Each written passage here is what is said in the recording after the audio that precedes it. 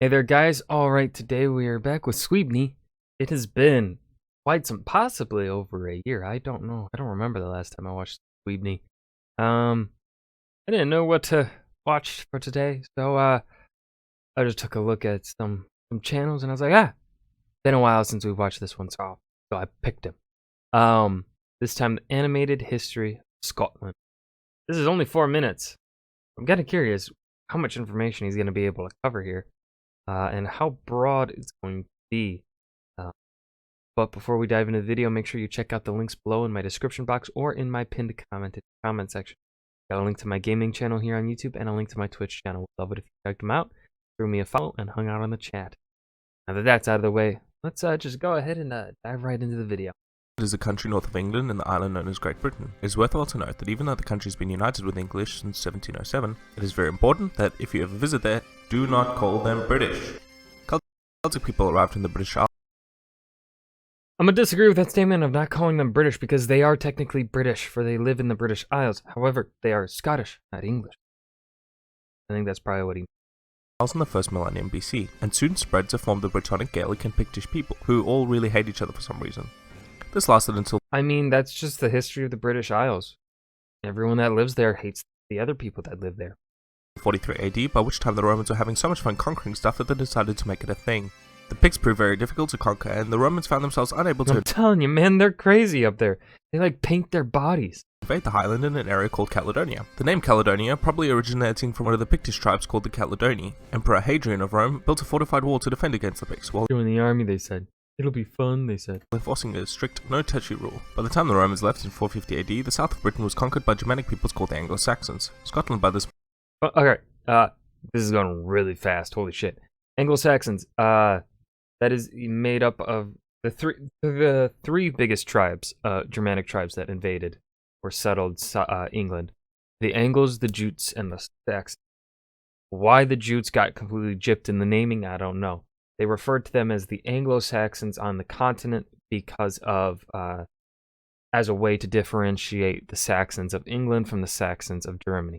That is what I believe is to be the origination of the term Saxon, as a way to differentiate them, the continent to differentiate the Saxons, the two Saxon peoples from each other. But then what the Anglo-Saxons would do, Saxons living in England, however, then there's it finds a different term in England. Of course, you know, you've got the descendants of the Angles, one tribe. Those are typically the people of Mercia. That's kind of where they were seen to have lived. And then you have the Saxons, so West Saxon, Alfred the Great. They refer to themselves as Saxons, Saxons to be specific. Then when Alfred the Great becomes king and he starts actually being, and then he ends up becoming overlord over Mercia, spreads his control to Mercia. This is when he is deemed. This is when we start seeing the term King of Anglo-Saxons become a thing. King of the Angles and Saxons. So King of Mercia, West, pretty much TLDR, oversimplified. He becomes King of Anglo-Saxon. And this is when the term Anglo-Saxons becomes, in my opinion, becomes represented, is used as a term by the people, by the Germanic peoples living in England, referring to themselves as Anglo-Saxon,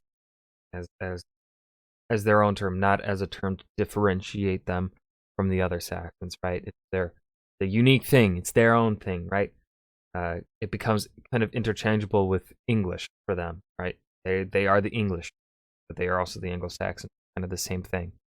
But then that, of course, changes in 1066 when William the Conqueror invades, and now English and Anglo-Saxon isn't necessarily the same thing. Also is. I don't know why I went on a rant for that long, but yes, I had to just expand a little bit on the Anglo-Saxons. Woo! Point was politically divided into 4 kingdoms: the Celtic Picts, Scotti and Altclut, and the Anglo-Saxon kingdom of Berricia.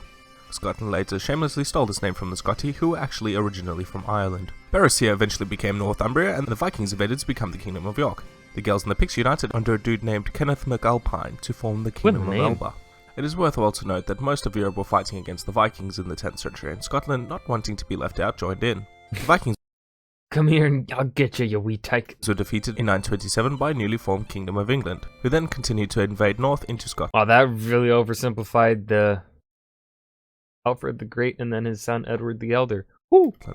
The Kingdom of Alba, Strathclyde and Dublin united against the English but were defeated in 937. The two kingdoms made their peace and Strathclyde was annexed by Alba in 945. The next 2 centuries is basically war with England. Fast forwarding to William Wallace. After the death of King Alexander, oh my God, who left no heirs, King Edward of England appointed John Balliol as King of Scotland. Oh, I read so this is King Edward the First, who is also technically not the first Edward of England, but we'll ignore that. He's like the third or the fourth, technically, but we'll ignore that. He's Edward the First. I read a book on Edward's life, and when I got to this section on John Balliol and the whole Scottish politics stuff, I got so confused. Alexander had a daughter, I think, or Alexander had a sibling or something, like a cousin or some shit, that was like a Norwegian, and they tried to bring her over, and then she got sick and died, and then shit happened, and he's like, oh, John Balliol lead, and then William Wallace was like, no, fuck you, and then, in 1292.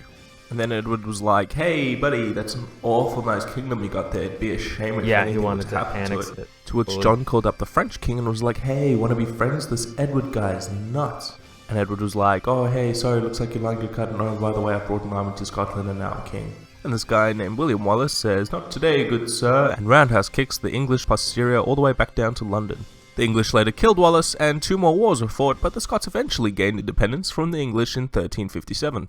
In 1371, King James III gained the Orkney and Shetland Islands in a dowry when he became engaged to Margaret of Denmark. Around this time, Scottish Gaelic had died out to a regional language, largely being replaced by the Germanic Middle English. In the early 16th century, Scotland became influenced by the teachings of Luther and Calvin, who were like, hey guys, the Pope is dumb and we're cool and you should totally start a church. To which the Scots replied, I know, right? What's he even hiding under that hat? And so the Presbyterian Church was born, solidifying Scotland as a Protestant nation. In 1603, Elizabeth I died without an heir, leaving her cousin, James VI, as King of England, Scotland and Lord of Ireland in a personal union.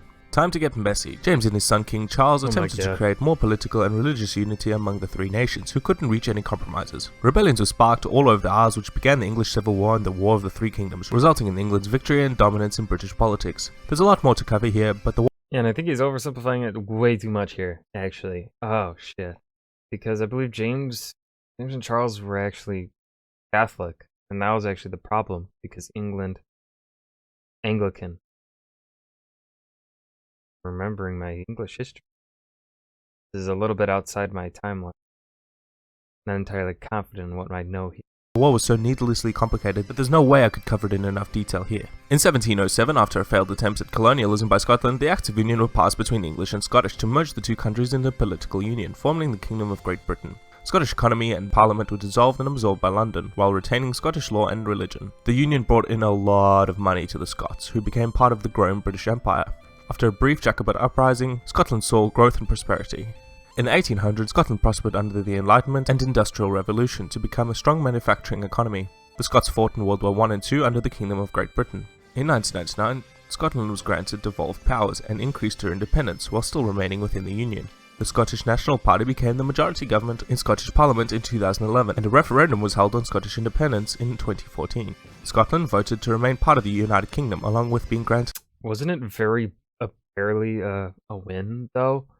And what...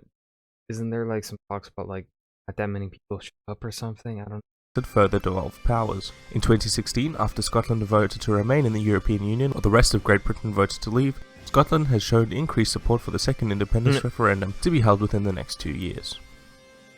And it still hasn't been held. Alright, that was way too brief. Way too brief. Damn. Yeah, he went so fast, and I could barely follow. I think this was too oversimplified. I think he's made good videos in the past, like what we see here, a 10-minute video on the history of Finland. I think 10 minutes, a 20-minute video on the history of Argentina. I think Scotland needs this treatment here, the 20-minute treatment. But I still like his animation style and his comedy style. I ultimately do enjoy Suibhne. But yeah, I think this was too oversimplified.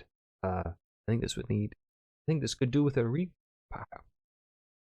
And getting more detail in because, yeah, this one was too oversimplified for me. But I hope you guys enjoyed. I still enjoyed it. It was still fun. This was the animated history of Scotland. Hope you guys enjoyed. Remember to hit that like button and subscribe for more. And I will see you guys next video. Peace.